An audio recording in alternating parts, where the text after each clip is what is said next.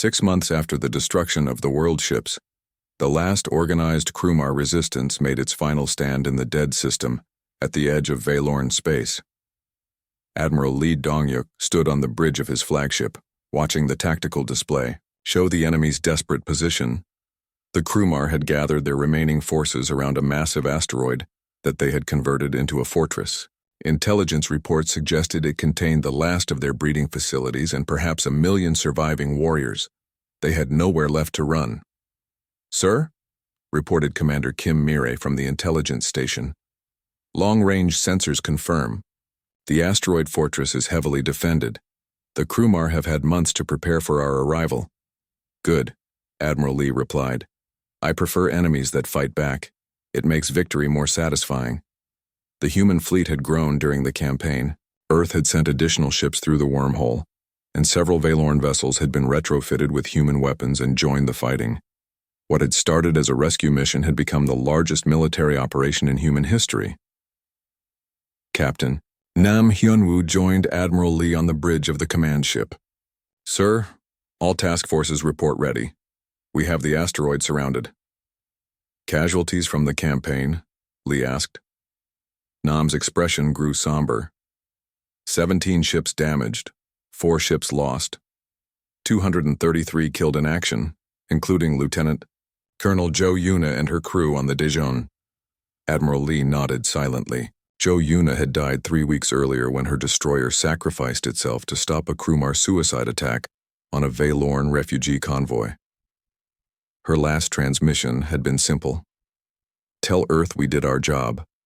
The human losses had been remarkably light, considering the scale of the war, but each death weighed heavily on the command staff. These were not just numbers on a report. They were people who had left Earth knowing they might never return. "Sir," said Dr. Park Minji from her translation station, "we are receiving a transmission from the asteroid fortress. The Krumar are requesting terms for surrender." Admiral Lee looked surprised. In all their encounters with the Krumar, the aliens had never attempted communication except to make threats. "What do they want?" Dr. Park worked to decode the biological signals. "They are offering to leave this galaxy entirely if we allow them to depart with their remaining ships and population." "Absolutely not," Lee replied immediately. "The Krumar have consumed 17 species completely. They have killed billions of sentient beings. There will be no negotiation." High Counselor Thisara, who had been listening to the exchange, stepped forward. Her crystalline body flickered with patterns of confusion. "Admiral Lee, surely some mercy is appropriate?" "They are offering to leave peacefully." Admiral Lee turned to face the Valorn leader. "High Counselor, let me ask you something. If we allow the Krumar to escape, what happens when they reach the next galaxy? How many more species will they consume before someone else has to fight the war we are fighting now?" Thisara was quiet for a long moment. "I had not considered that." "The Krumar are not a species," Lee continued. "They are a biological weapon designed to consume everything they encounter. They cannot be reasoned with, reformed, or contained. They can only be stopped." Captain Shin Minho, commanding the destroyer, UES Incheon after Nam's promotion, spoke up from his position at the tactical station. "Sir, the asteroid fortress is launching ships. It looks like they have decided not to wait for our answer."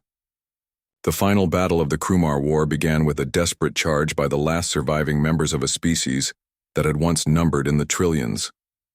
They came in waves of biological ships, each one a living creature bred for war and programmed for destruction. But they were facing humanity now. Not the peaceful Valorn, not the other 17 species they had consumed.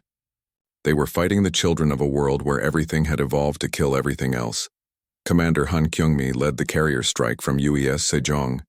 Her fighters swarmed around the Krumar ships like angry wasps, their small size and incredible speed making them impossible targets for the aliens' lumbering biological weapons. "All squadrons," she commanded, "remember your training. These things are big and scary, but they are just animals. We are apex predators." The space battle raged for 6 hours. Human ships moved in coordinated formations that had been perfected, over centuries of warfare, while crewmar vessels relied on individual ferocity and overwhelming numbers. It was evolution versus engineering, natural selection versus intelligent design. The outcome was never in doubt. Major Park Seojin led the final assault on the asteroid fortress itself, his Marines wearing powered armor designed for fighting. In the vacuum of space, cut through the biological defenses like surgeons removing a cancer. "This is actual," he reported as his forces reached the fortress core. "We have located the primary breeding chamber, preparing demolition charges." The explosion could be seen from orbit. The asteroid fortress, which had been pulsing with biological activity, went dark and began to break apart. The last organized crewmar forces in the galaxy were extinct. Admiral Lee stood in the command center of the Valorn space station, now permanently converted to serve as the headquarters for human operations in the galaxy.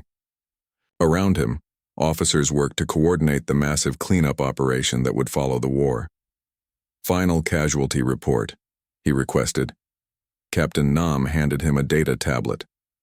Human losses: 6 ships destroyed, 11 damaged beyond repair, 447 killed in action, 823 wounded. Estimated crewmar losses: complete extinction in this galaxy.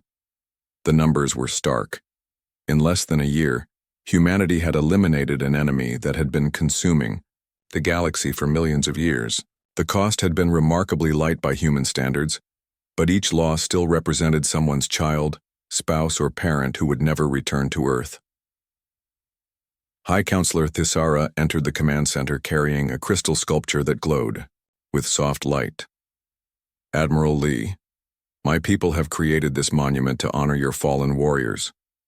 We will place it in the center of our capital city so that future generations remember their sacrifice." Lee accepted the sculpture with appropriate solemnity. "Thank you, High Counselor. They died protecting not just your people, but all life in this galaxy."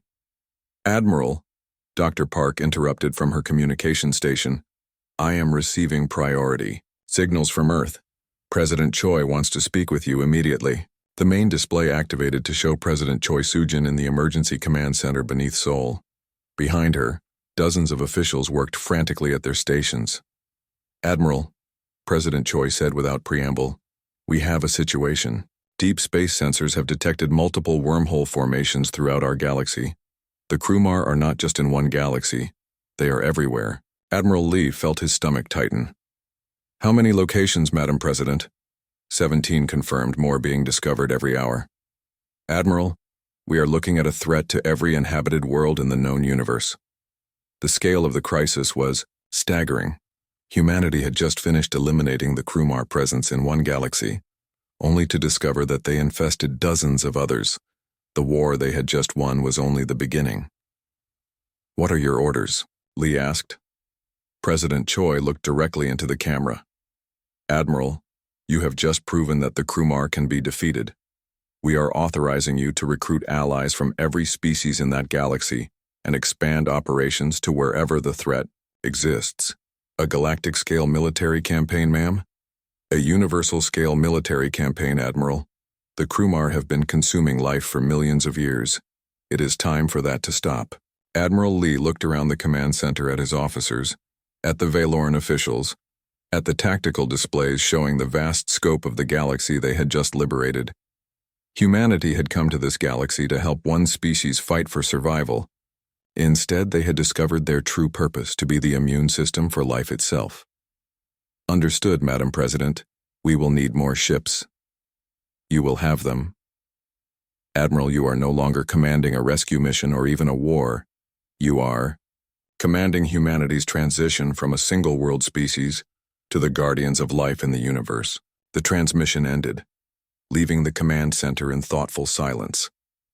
Everyone understood what had just happened. Humanity was no longer just fighting for survival or helping allies. They had accepted responsibility for protecting all life, from threats that others could not handle. Captain Nam looked at the tactical displays showing the galaxy they had just saved. "Sir, what do we do now?" Admiral Lee smiled with the confidence of a species that had spent millions of years proving that impossible challenges were just opportunities for creative solutions. Captain, we do what humans have always done when faced with something that needs killing. We organize, we adapt, and we make sure the universe becomes a safer place for everyone except our enemies. 6 months later, Earth's shipyards were working at maximum capacity, producing the largest military fleet in human history. The Global Defense Initiative had been reorganized as the Galactic Defense Force, with Admiral Lee commanding operations throughout the local galactic cluster. High Counselor Thisara often visited the Human Command Center, watching with amazement, as her former rescuers transformed into something unprecedented, a species dedicated to protecting life throughout the universe. Desperate. The wormhole near Jupiter pulsed with energy as another fleet emerged from its depths. Admiral Lee Dongwu stood on the bridge of the UES Sejong, humanity's first spaceborne aircraft carrier, watching the alien stars grow brighter as his reinforcement fleet took formation. All ships report ready, his communications officer announced. The second fleet is operational in alien space. 24 ships had come through the wormhole this time. Earth had committed nearly half of its total military force to this war.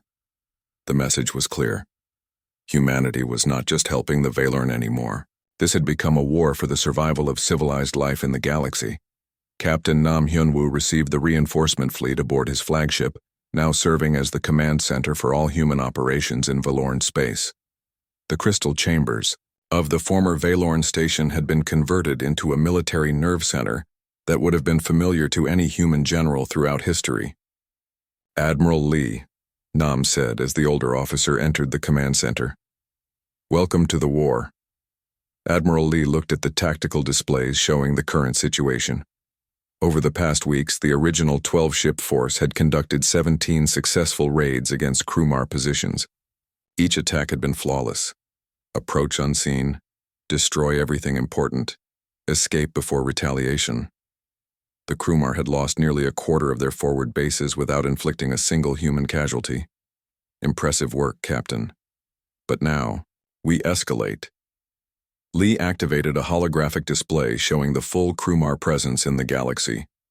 3 massive contacts dominated the center, the world ships that served as mobile command centers and breeding grounds for the entire Krumar force. Intelligence reports from Earth indicate that similar world ships have been spotted in other galaxies, Lee said. This is not just about saving the Valorn anymore. If we do not stop the Krumar here, they will eventually consume everything. Higher. Counselor Thisara entered the command center, her crystalline form flickering with patterns that Dr. Park had learned to recognize as excitement mixed with fear. Admiral Lee, my people are grateful for your reinforcements. But the Krumar have begun to adapt to your tactics. She was right. The latest reconnaissance reports showed that Krumar forces were changing their patrol patterns and concentrating their defenses. They were learning. Good, Admiral Lee said, surprising everyone in the room. Adaptation means intelligence. Intelligence means they can be outsmarted. Major Kang Yujin pulled up the latest intelligence assessments. Sir, Krumar communication intercepts suggest they are calling in forces from other galaxies. We estimate their total fleet strength will triple within 6 months. Then we end this in less than 6 months, Lee replied. Admiral to all ship. Commanders, prepare for Operation Cleanser. The plan was ambitious beyond anything humans had attempted before. Instead of continuing the hit-and-run campaign against forward bases, they would attack all 3 world ships simultaneously.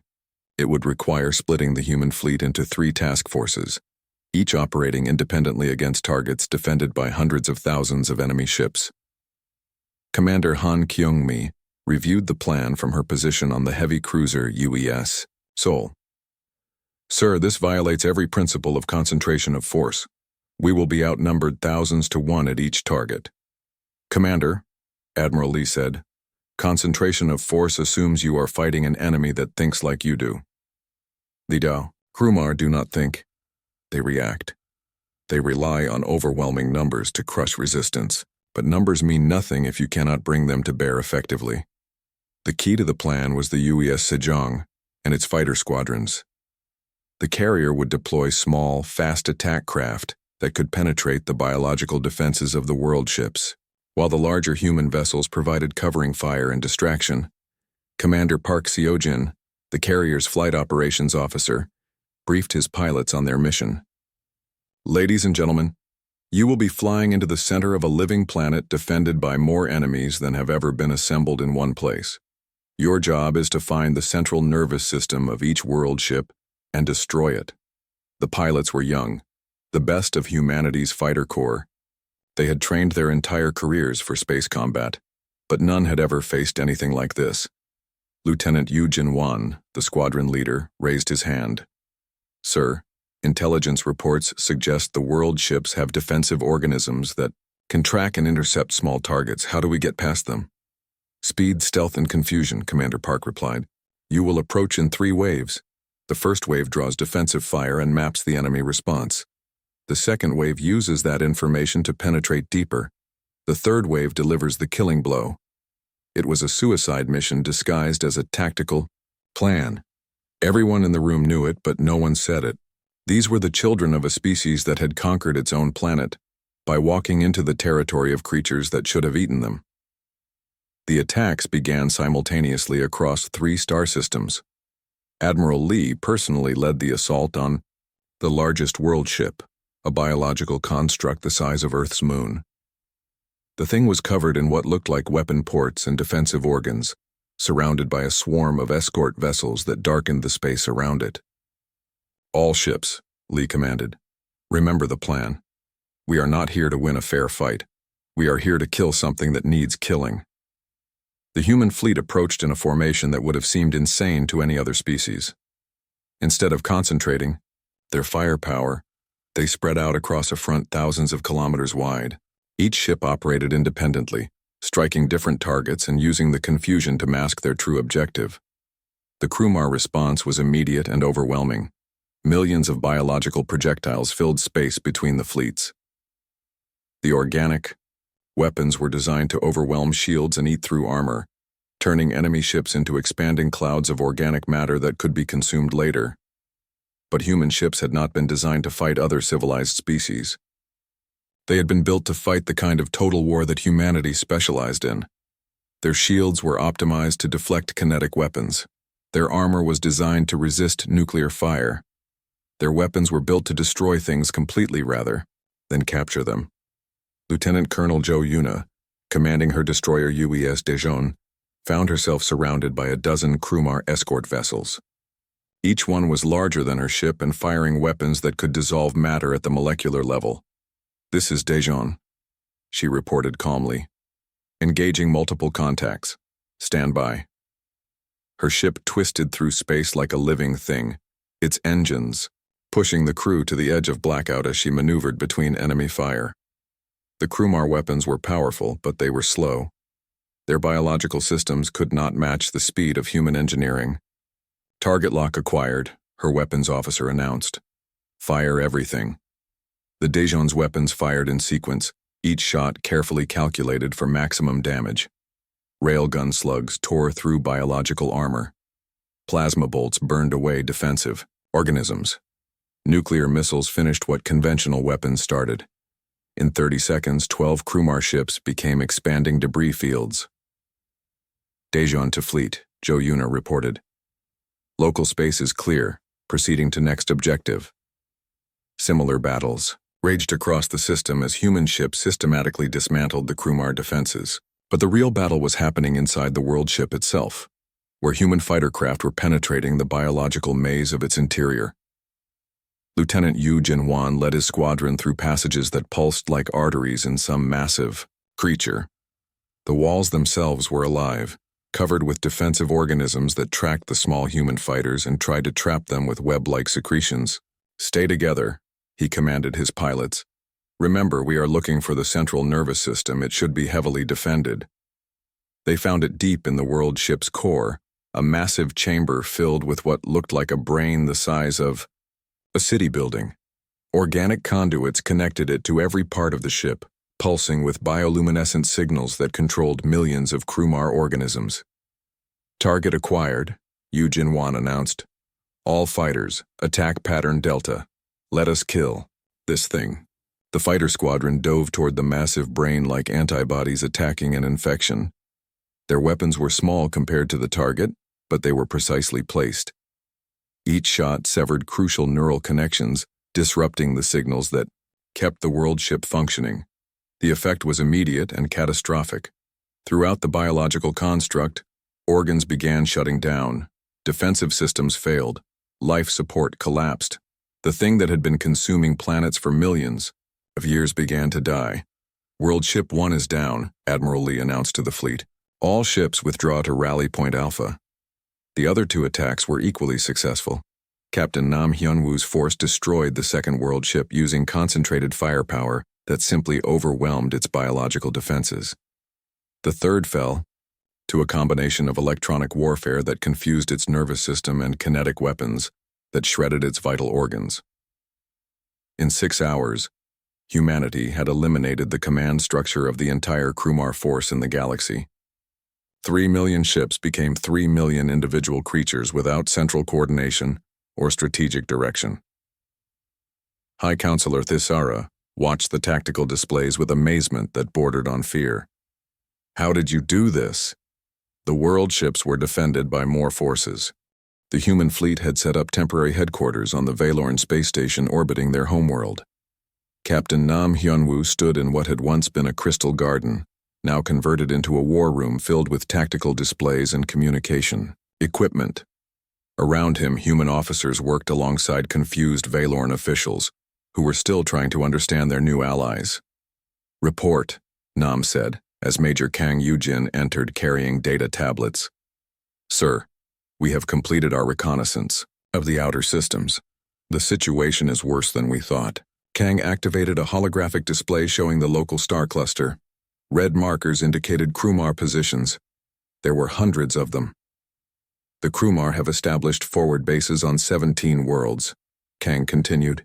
Each base is centered around what they call a nursery ship, a biological vessel that consumes local resources to breed more Krumar warriors and ships. High Counselor Thisara watched the display with growing alarm. Her crystalline body flickered with patterns that Dr. Park had learned indicated extreme stress. This explains how they expand so quickly, Dr. Park said, studying her translation. Notes. They do not just bring an army, they bring the ability to create armies from whatever they conquer. Admiral Lee Donghyuk's image appeared on the main communication screen from Earth. Captain Nam, what is your assessment? Sir, we are not fighting an invasion. We are fighting an infestation. The Krumar operate like a biological weapon designed to consume entire galaxies. They convert everything they capture into more Krumar. Forces. Numbers. Based on our reconnaissance, we estimate 3 million Krumar ships in this galaxy alone. They are organized around 3 massive world ships, each the size of a small planet. These world ships serve as mobile breeding centers and command nodes. The room fell silent. Even the Valorn understood those numbers. 3 million ships against humanity's 12 vessels seemed like certain defeat. However, Nam continued, they have weaknesses. The Krumar rely entirely on biological systems. Their ships cannot be repaired quickly, and they seem to have limited industrial capacity. Most importantly, they appear to have no concept of advanced tactics. Lieutenant Colonel Joe Yuna, participating via communication link from the UES Daejeon, spoke up. Sir, my ship has been monitoring Krumar communication patterns. They do not seem to use encryption or sophisticated coordination protocols. All orders come directly from the world ships. Admiral Lee leaned forward on the screen. Are you suggesting a decapitation strike? Exactly, sir. If we can destroy or disable the world ships, the entire Krumar force in this galaxy becomes leaderless. Without central coordination, millions of ships become just millions of individual threats instead of one unified army. The Caesara's light patterns shifted to what Dr. Park recognized as confusion. Captain Nam, each world ship is defended by thousands of vessels. How can 12 ships attack such a target? Nam smiled the same predatory smile that had made humans the apex predator on their home planet. High Counselor, let me teach you about human warfare. He activated a new display showing tactical formations. The Valorn approach to this conflict has been to defend your worlds and hope the Krumar go away. This is understandable for a peaceful species, but it is the wrong strategy against an enemy like this. The display showed Valorn ships arranged in defensive formations around their planets while Krumar forces attacked in massive waves. You are fighting the kind of war the Krumar understand, Nam continued. They evolved to overwhelm defenses with superior numbers. But humans learned long ago that the best defense is a good offense. The display changed to show a human tactical formation. Instead of static defensive positions, human ships moved in coordinated attack patterns, striking multiple targets simultaneously while avoiding concentrations of enemy forces. We do not fight their strengths, Nam explained. We fight their weaknesses. The Krumar expect enemies to stand and fight. Instead, we will move fast, hit hard, and disappear before they can respond. Captain Shin Minho joined the conversation from his destroyer UES Busan. Sir, I have been analyzing the nursery ship positions. They are spread across 17 systems, but they are not mutually supporting. We could attack them individually. Exactly, Nam said. We eliminate their forward positions one by one, cutting their supply lines and reducing their numbers. Then we go after the world ships when they are isolated and weakened. Thaisara was quiet for a long moment. When she finally spoke, her light patterns showed deep concern. Captain Nam, this plan requires your ships to travel deep into Krumar-controlled space. If you are discovered and surrounded, High Counselor, humans have been specializing in impossible odds for millions of years. We survived on a planet full of creatures bigger, faster, and stronger than us by being smarter and more adaptable. Commander Han Kyungmi's voice came through from the heavy cruiser UES Seoul. Sir, we have completed modifications to our stealth systems based on Krumar sensor analysis. Their biological sensors are optimized for detecting large energy signatures and metal concentrations. Our ships can avoid detection if we run silent and approach from unexpected vectors. The plan began to take shape over the next several hours. Human ships would strike the nursery bases in a carefully coordinated campaign, starting with the most isolated positions and working inward toward the core Krumar systems. Each attack would be swift and devastating, designed to destroy the target completely before Krumar reinforcements could arrive. The key is speed and surprise, Nam explained to the assembled officers.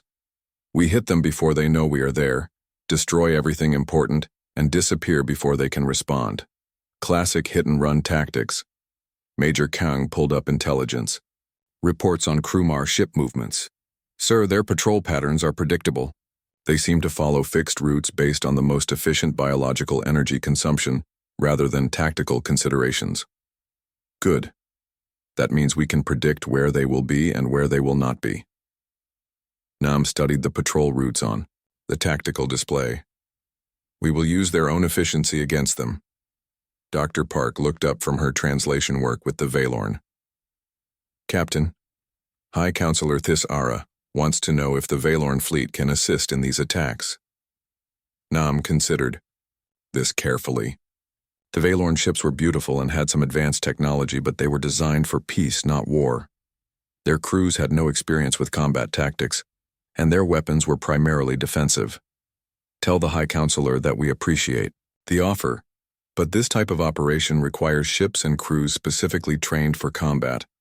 However, we could use Valorn ships for reconnaissance and rescue operations. Thaisara's response came back through Dr. Park's translation. She says the Valorn will do whatever they can to help, but she is worried about human casualties. She does not want our species to sacrifice yourselves for them. Nam looked around the room at his officers. They were all volunteers who had signed up knowing they might never see Earth again. They were the best humanity had to offer, smart, brave, and absolutely committed to their mission.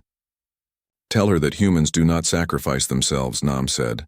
We sacrifice our enemies. The first strike launched 6 hours later. Captain Shin Minho took his destroyer UES Busan on a long-range penetration mission to the most isolated Krumar nursery base. The plan was simple.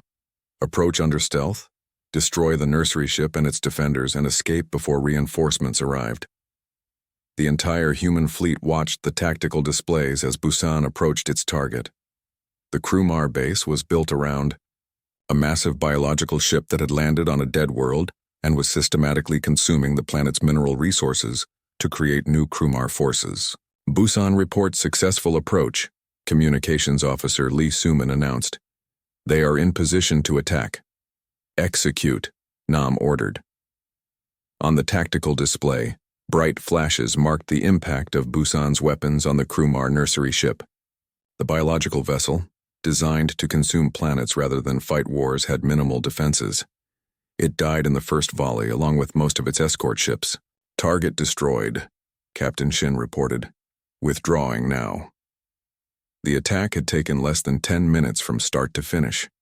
An entire Krumar forward base had been eliminated before they even knew they were under attack. Thisara watched the tactical display with amazement. How did you do that so quickly? High Counselor, Nam said. You asked for ancient warriors. But what you really needed was something much more dangerous. You needed a species that had spent its entire existence learning how to kill things that should have been impossible to kill. The war was turning. The Krumar were about to learn what happened when they tried to consume a species that refused to be prey. The human fleet emerged from the wormhole into chaos. Captain Nam Hyunwoo stood on the bridge of the UES Incheon. Watching the tactical display show dozens of contacts engaged in fierce battle. The Valorn ships were beautiful, crystalline structures that gleamed like jewels in the starlight. The Krumar vessels looked like living nightmares. Captain, said Lieutenant Kim Tae-young at the sensor station, I count 47 Valorn ships and over 200 Krumar vessels. The Valorn are losing badly. Nam studied the battle through his ship's cameras. The Krumar ships were massive, organic-looking things that moved like giant insects. They were 3 times larger than even his dreadnought, but they seemed to rely on crude ramming attacks and biological weapons that ate through the crystalline hulls of Valorn ships. Communications, try to raise both sides, Nam ordered. Let them know we are here. Dr. Park Minji worked frantically at her translation station. She had been preparing for this moment during the entire trip through the wormhole. Captain, I'm transmitting on multiple frequencies using the mathematical patterns we established. Both species should be able to understand basic concepts. On the main screen, a new contact appeared. One of the surviving Valorn ships was turning toward them, its crystal hull flickering with patterns of colored light. Translation coming through, Dr. Park announced. They are saying, Unknown vessels, identify yourselves. Are you the ancient warriors we summoned? Nam looked at his bridge crew. They were all young, all human, all products of a species that had been fighting for survival since it first existed. None of them looked particularly ancient or mystical. Tell them we are humans from Earth, Nam said. We received their message and came to help. Dr. Park transmitted the response. The reply came back immediately, and her face showed confusion as she translated. Captain, they are saying, they are disappointed. They expected the ancient warriors to be 10 meters tall with weapons of pure energy. They say we look too small and our ships appear primitive. Before Nam could respond, the tactical display exploded with new contacts. A group of Krumar ships had broken off from the main battle and were moving toward the human fleet at high speed. Incoming hostiles, Lieutenant Kim called out. 12 Krumar vessels closing fast. Nam activated the fleet communication system. All ships, this is Incheon actual, weapons free, engage all Krumar targets. The Krumar ships were impressive to look at. Each one was over 6 kilometers long with a hull that looked like black insect carapace. Writhing tentacles extended from their sides, and their fronts opened to reveal rows of what looked like giant teeth. The largest Krumar ship transmitted something that Dr. Park managed to translate. New meat arrives. We will consume you slowly. I do not think they want to be friends, said Commander Lee Junseok, Nam's second in command. The first Krumar ship fired at the UES Seoul, one of the heavy cruisers. The weapon was some kind of biological projectile that splattered against the cruiser's shields like acid. The shields held, but warning lights flashed as the acid began eating through the energy barrier. All ships, Nam commanded, return fire. The human response was immediate and devastating. 12 ships opened fire at once with weapons that had been designed to fight wars in Earth's solar system. Railguns accelerated tungsten slugs to 10% of light speed. Plasma cannons fired streams of superheated matter. Missile launchers sent swarms of nuclear-tipped warheads streaking across space. The first Krumar ship to die was hit by 3 different weapons at the same time.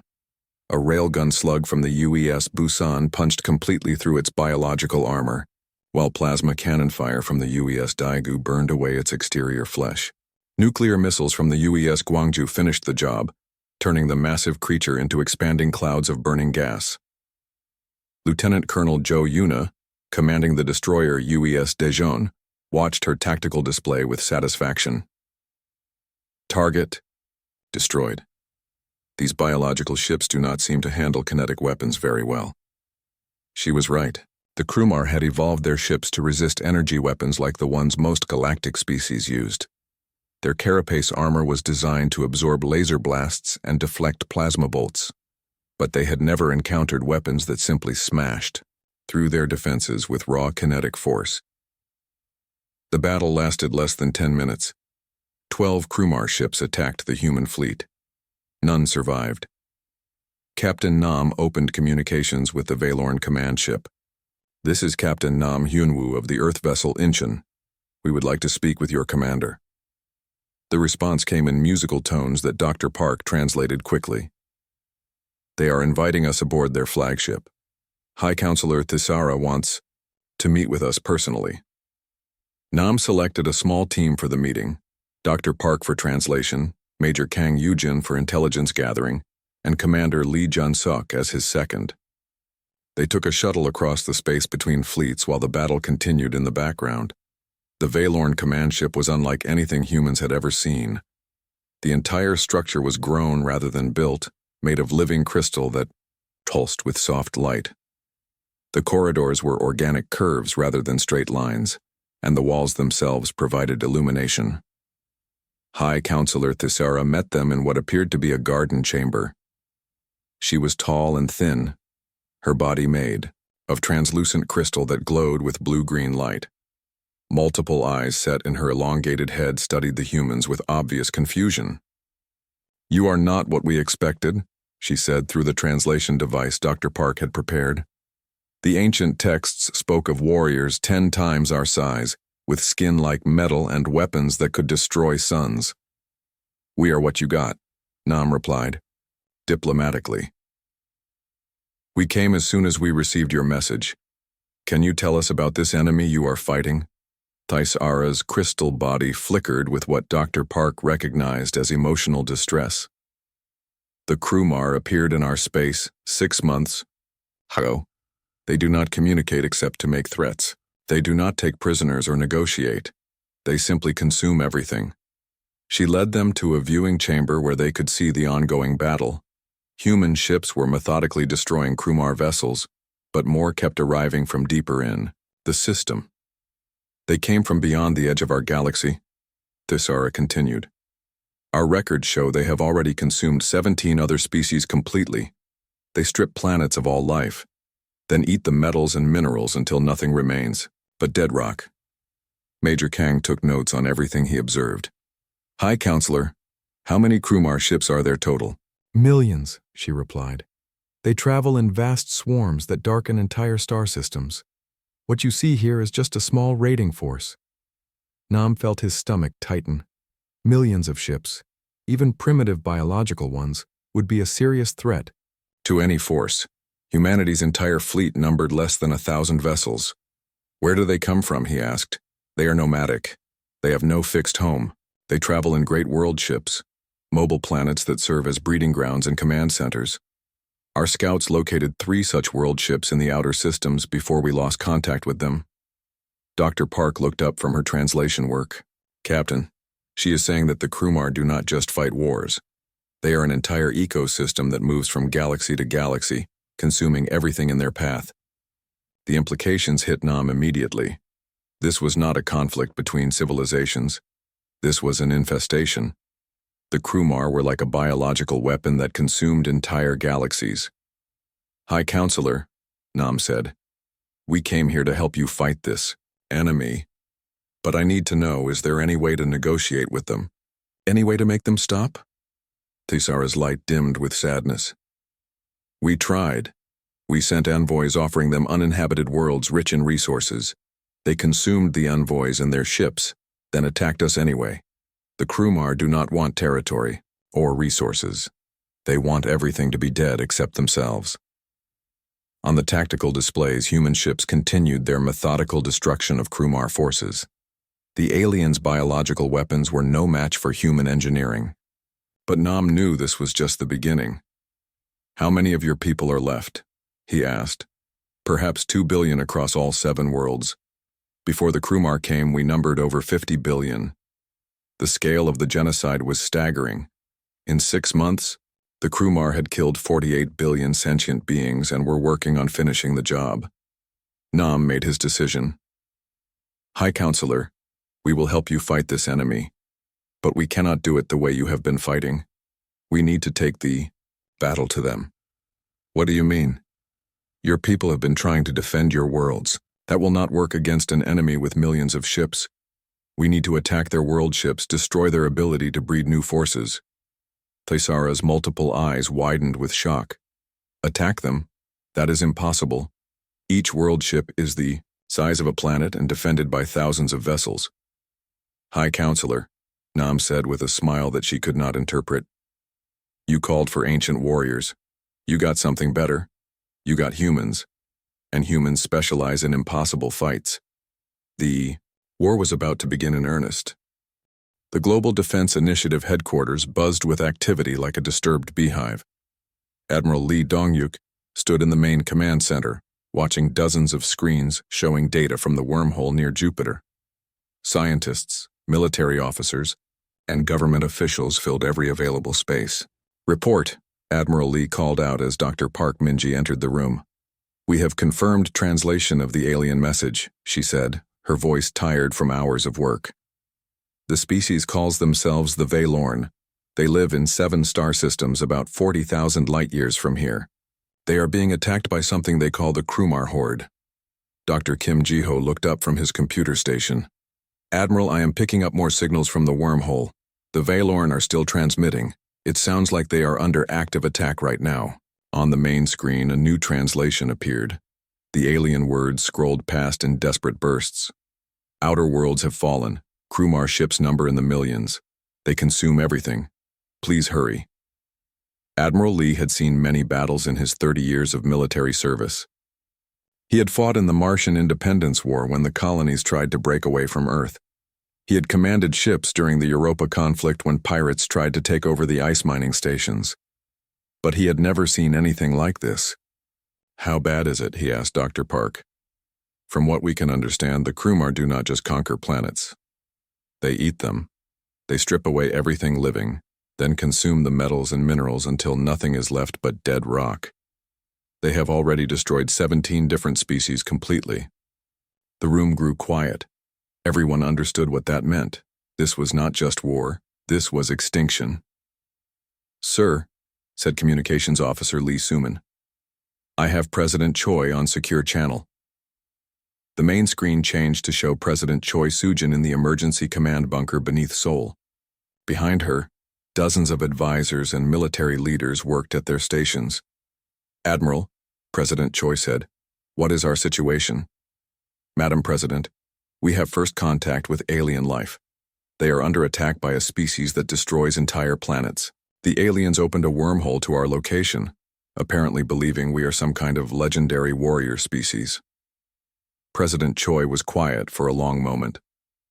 Are their attackers a threat to Earth? Unknown, but possibly. If the Krumar are expanding across the galaxy and consuming everything in their path, they will eventually reach us. It might take them thousands of years, but they will get here. What do you recommend? Admiral Lee looked around the room at all the faces watching him. Scientists who had spent their lives searching for alien life. Military officers who had trained their whole careers for threats that might never come. Government officials who had to make decisions that could affect all of humanity. I recommend we help them, he said. Not just because it is the right thing to do, but because it is the smart thing to do.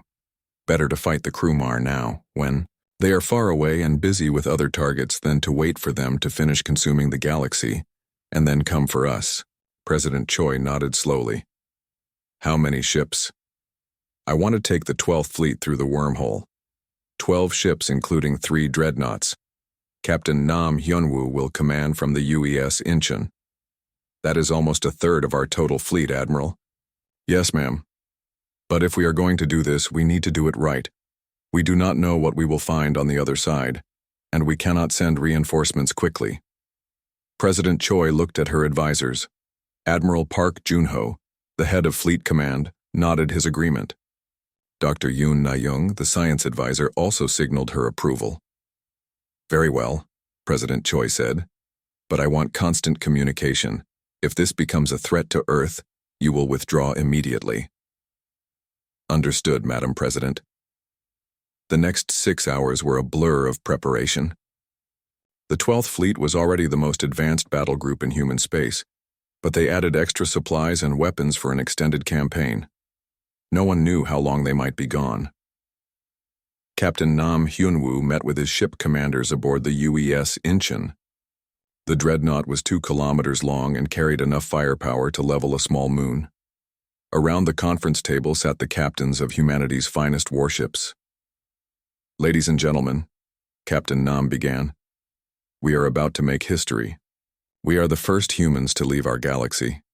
We are also probably going to be the first humans to fight an interstellar war.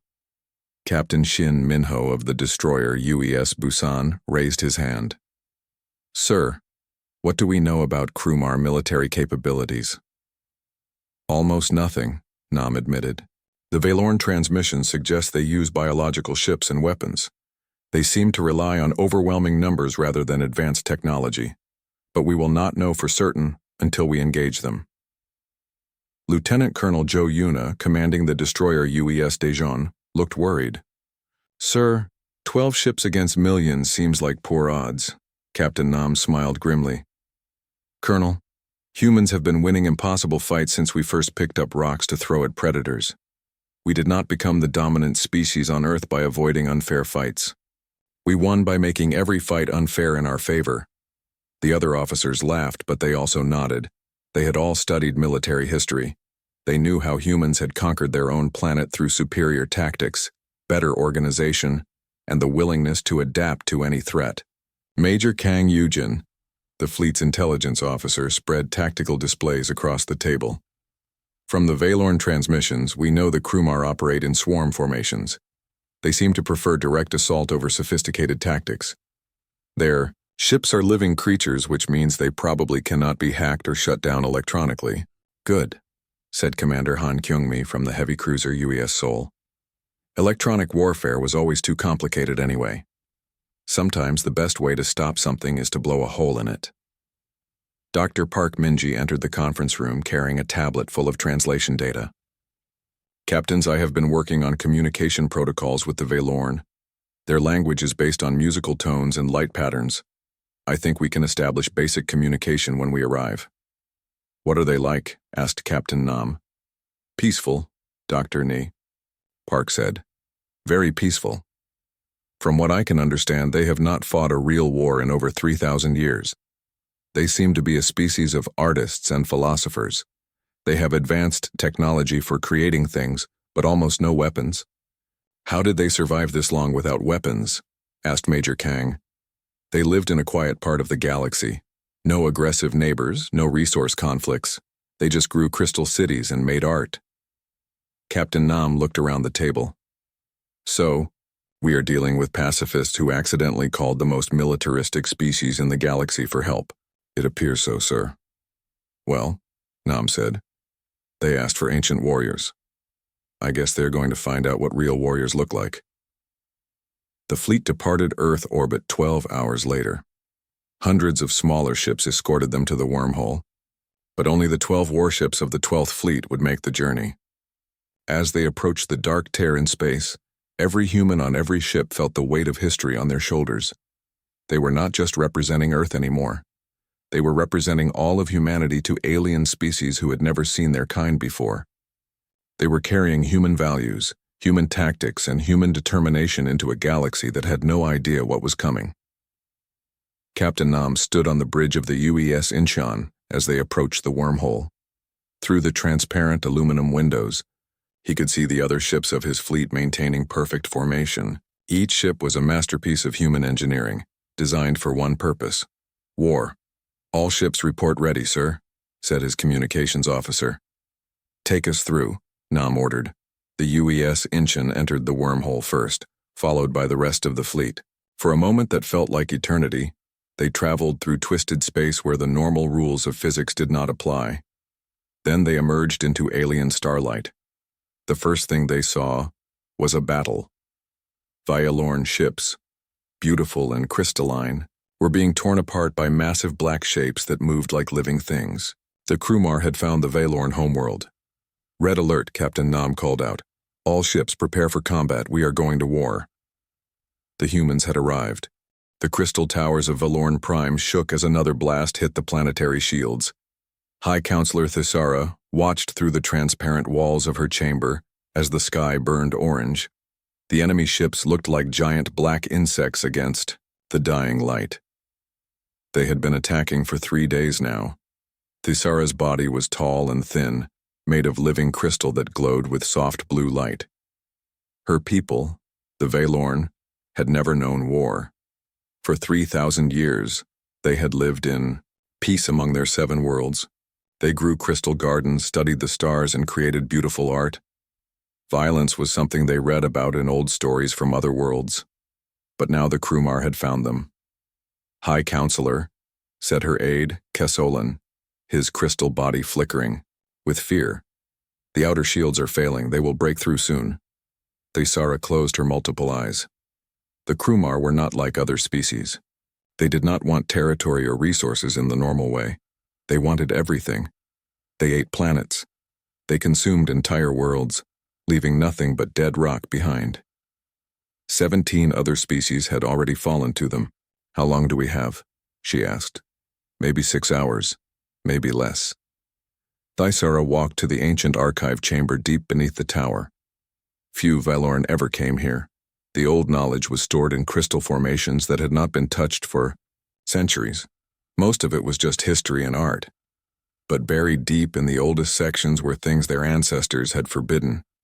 She found what she was looking for in a crystal formation, covered with warning symbols. The inscription was in the old language, the Last Hope ritual, to call the ancient warriors of the void. According to the records, there had once been species in the galaxy who lived for war. They were so dangerous that other civilizations had worked together to make them disappear.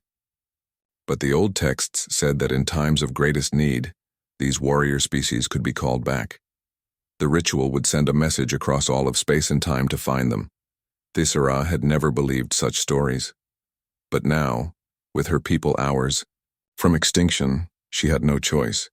The ritual required precise calculations. Thisara worked frantically with the few scientists who were still alive. They had to determine the exact position of every star in their local group, calculate the gravitational waves needed to carry the message, and encode it in a way that warrior species would understand.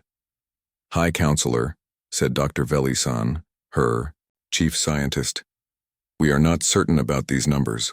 Our people have never studied warfare. We do not know how warrior species think." "Do your best," Thisara said. "We have no other choice." They worked for 5 hours as the shields continued to fail. The Krumar were already landing on the outer continents. Reports came in of entire cities being consumed, their crystal structures dissolved by Krumar bioacids. Finally, the calculations were ready. Thisara stood before the great transmission crystal in the center of the archive chamber. She spoke the ancient words while her scientists fed power into the crystal array. "Ancient warriors of the void, our worlds burn. The devourer swarm comes. We offer all we have for salvation." She transmitted their location and added, "Please, help us." The crystal erupted with light brighter than their sun. Energy coursed through the ancient formations, and suddenly space itself seemed to tear open. The message shot out into the void, but not in the direction they had intended. The Valorn scientists had made an error in their desperate calculations. Instead of reaching nearby warrior species, their message punched through the fabric of reality itself. It traveled across impossible distances to a small blue planet in a galaxy they did not even know existed. Dr. Kim Ji-ho was drinking his 5th cup of coffee when the signal hit Earth's deep space monitoring station. It was 3:17 a.m. local time, and he was alone in the observation room. The computers had been quiet all night, showing nothing but background radiation and the occasional asteroid. Then every screen in the facility lit up at once. The signal was unlike anything they had ever detected. It was clearly artificial, with mathematical patterns that could only come from intelligent life. But more than that, it was a message. A desperate cry for help from somewhere impossibly far away. Ji-ho's hands shook as he recorded everything and sent emergency alerts to the Global Defense Initiative. This was it. After decades of searching, humanity had finally received proof that they were not alone in the universe. Within an hour, the facility was full of scientists, military officers, and government officials. Dr. Park Min-ji, Earth's leading expert in theoretical linguistics, arrived by emergency transport from Seoul. Admiral Lee Dong-hyuk came from the orbital defense platform above Earth. Can you translate it? Admiral Lee asked as he watched the signal data scroll across the screens. Dr. Park was already working with her team, feeding the mathematical patterns into their computers. The mathematics are universal, she said. Mathematics works the same. Everywhere. They are using mathematical concepts to build a language structure. It took 6 hours to crack the basic translation. When they finally understood the message, the room went silent. Ancient warriors of the void, Dr. Park read from her screen. Our worlds burn. The devourer swarm comes. We offer all we have for salvation. Coordinates attached. Please, help us. They think we are ancient warriors, said Dr. Kim Ji-ho. Are they wrong? Admiral Lee asked quietly. The room was quiet again. Everyone knew Earth's history. Humans had been fighting wars for thousands of years. They had fought with sticks and stones, then swords and guns, then nuclear weapons and laser cannons. Even now, with Earth finally united under the Global Defense Initiative, humans maintained the largest military force in their solar system's history. Sir, said a technician, we are detecting massive gravitational anomalies near Jupiter. Something is happening to space itself. Admiral Lee looked at the data. The alien message had not just been a communication, it had torn open a hole in space. A wormhole was forming, connecting Earth to wherever this message had come from. Get me President Choi, Admiral Lee said, and prepare the fleet. Dr. Park looked up from her translation work. Admiral, we do not know what we are walking into. This message speaks of something called the devourer swarm. It sounds like an entire species that destroys planets. Then we better make sure they do not come through that wormhole to us, Admiral. Lee replied. The wormhole stabilized 3 hours later. It hung in space like a dark mirror, showing stars that Earth's astronomers had never seen. On the other side was a galaxy in trouble, and aliens who thought they had summoned ancient warriors to save them. They had no idea that their desperate call had reached the most dangerous species in the universe.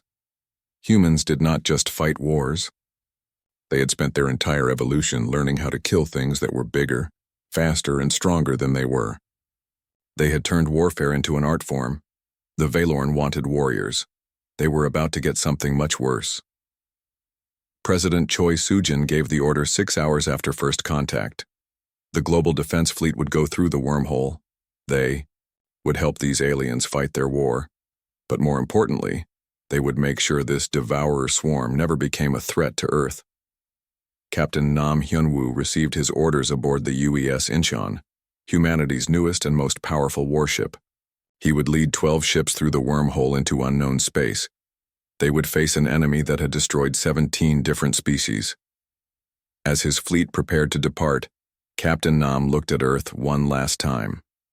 His world was green and blue and beautiful. He would make sure it stayed that way. The humans were coming to war.